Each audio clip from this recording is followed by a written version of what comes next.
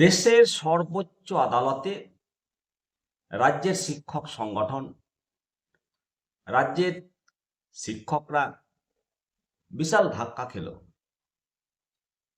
কি নিয়ে ধাক্কা? পুরোটাই বলবো আপনাদেরকে। কোন শ্রেণীর শিক্ষকরা কেন ধাক্কা খেলো পুরোটাই বলবো। আপনারা দেখছেন নিমতিতা দর্শন, আমি শিবরাম সরকার। পুরো ভিডিও দেখার পর অবশ্যই মতামত দেবেন। দেশের সর্বোচ্চ আদালত মহামান্য সুপ্রিম কোর্ট শিক্ষকদের বদলি সংক্রান্ত একটি মামলায় শিক্ষকরা ধাক্কা খেল এবং দেশের শীর্ষ আদালত রাজ্য সরকারের নিয়মকে মান্যতা দিয়েছে। শিক্ষকদের বদলি নিয়ে রাজ্যের ক্ষমতাকে বহাল রাখল। মূলত সুপ্রিম কোর্টের বদলি সংক্রান্ত মামলায় একটি শিক্ষক সংগঠন ধাক্কা খায়। বৃহস্পতিবার এই বদলি সংক্রান্ত মামলায় সুপ্রিম কোর্টের বিচারপতি মাননীয় জে.কে. মাহেশ্বরী এবং বিচারপতি মাননীয় সঞ্জয় কারওয়ালের বেঞ্চ জানিয়েছেন যে স্কুল সার্ভিস কমিশন চাইলে শিক্ষকদের যে কোনো জায়গায় বদলি করতে পারবে, রাজ্যের যে কোনো জেলায় বদলি করতে পারবে। এই ব্যাপারে শিক্ষকদের যে দাবি ছিল সেটা সর্বোচ্চ আদালত মান্যতা দেয়নি। ঘটনা সূত্রপাত যে বদলি সংক্রান্ত 10C যে ধারা, সেই 10C ধারা বাতিলের দাবিতেই মামলা হয়। প্রশাসনিক বদলির ধারা 10C অনুসারে রাজ্য সরকার চাইলে যে কোনো দিন, যে কোনো জায়গায়, যে কোনো সময় বদলি করতে পারে। এ ব্যাপারে রাজ্য সরকার সিদ্ধান্ত নিতে পারে। তবে বদলি হবে এসএসসির মাধ্যমে। এর বিরুদ্ধে সুপ্রিম কোর্টে যায় শিক্ষক সংগঠন। সেই আর্জি খারিজ করে বিচারপতি জে.কে. মাহেশ্বরী এবং বিচারপতি সঞ্জয় কারওয়ালের বেঞ্চ।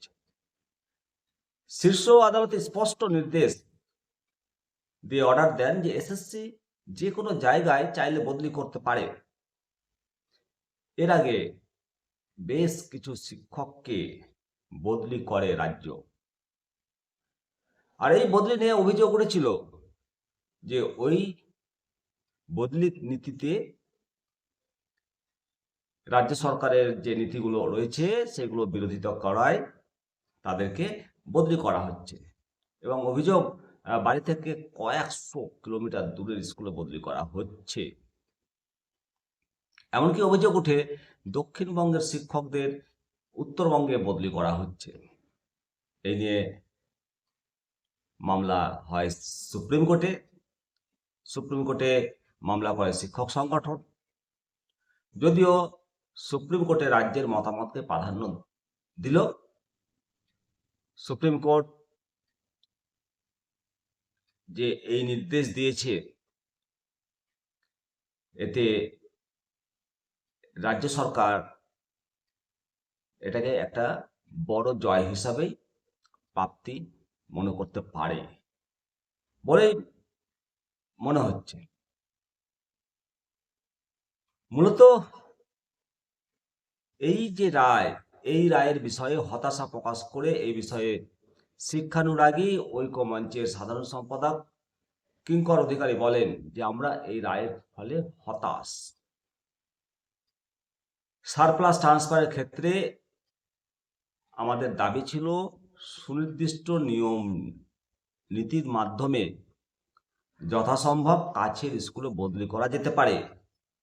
তা না হলে সরকার তথা শিক্ষা দপ্তর এই ক্ষমতার অপব্যবহার করবে।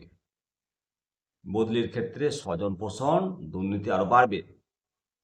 বিদ্যালয় স্তরে ভীতির পরিবেশ তৈরি হবে।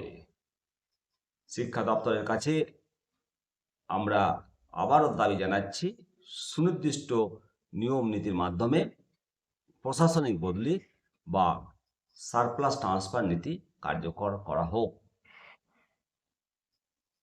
অবশ্যই এই যে রায়, দেশের সর্বোচ্চ আদালত যে রায় দিয়েছেন, এই রায় শিরোধার্য সকলের। সারপ্লাস বদলি, প্রশাসনিক বদলি, সারপ্লাস বলতে ছাত্র ইস্টু শিক্ষক রেশিও অনুসারে যদি ছাত্র থেকে শিক্ষক উদ্বৃত্ত হয় তাদেরকে বদলি করবে। কোন জায়গায় বদলি করবে? সাধারণত যে বিদ্যালয়ে ছাত্র থেকে শিক্ষকের সংখ্যা কম আছে সে জায়গায় তাকে বদলি করা হবে। কারণ ছাত্রের স্বার্থে শিক্ষক, শিক্ষকের স্বার্থে ছাত্র বা বিদ্যালয় নয়। প্রশাসনিক বদলির ক্ষেত্রে এই জিনিসটা কিন্তু অবশ্যই দেখা হয় বা দেখতে হবে, না হলে কিন্তু বিপদ হবে এবং ভুল বার্তা যাবে। সারপ্লাস ট্রান্সফার খুব দরকার। বহু শিক্ষক উচ্চশিক্ষিত হয়ে যাওয়ার পর নিজেদের বাড়ির কাছাকাছি বা এক বিদ্যালয়ে বহু শিক্ষক চলে গেছেন, বহু বিদ্যালয়কে ফাঁকা করে দিয়ে। বিশেষ করে মফস্বলে এই সমস্যাগুলো বেশি হয়েছে। মফস্বলের স্কুলগুলো ফাঁকা হয়ে আছে, পড়ে আছে। তাদেরকে সে সমস্ত বিদ্যালয়ে ফেরত আনা হোক যেগুলোতে ছাত্র শিক্ষক রেশিও কমে গেছে। সেসব বিদ্যালয়গুলো ঢুকছে শিক্ষকের অভাবে। দ্রুত সারপ্লাস ট্রান্সফার হোক, এতে ছাত্ররা বাঁচবে, বিদ্যালয়গুলো বাঁচবে। তবে অনৈতিক বদলির বিরোধিতা সমস্ত শিক্ষক সংগঠন করবে, করছে, আর করতেই হবে। সাধারণত শিক্ষকদের বদলি জোর করে হয় না, এটা জানি, উইলিং দরকার হয়। তবে সারপ্লাসের ক্ষেত্রে যিনি সব থেকে লাস্টে যোগদান করেছেন উনি সারপ্লাস হন। তো সারপ্লাস বদলি হোক। উচ্চ প্রাথমিক, মাধ্যমিক, সেকেন্ডারি থেকে প্রাথমিক বিদ্যালয়ে সারপ্লাস বদলি খুব তাড়াতাড়ি দরকার। আপনারা অবশ্যই মতামত দেবেন। সারপ্লাস ট্রান্সফার খুব তাড়াতাড়ি হোক এ সম্বন্ধে। ভালো থাকুন, সুস্থ থাকুন, দেখতে থাকুন নিমতিতা দর্শন। নমস্কার।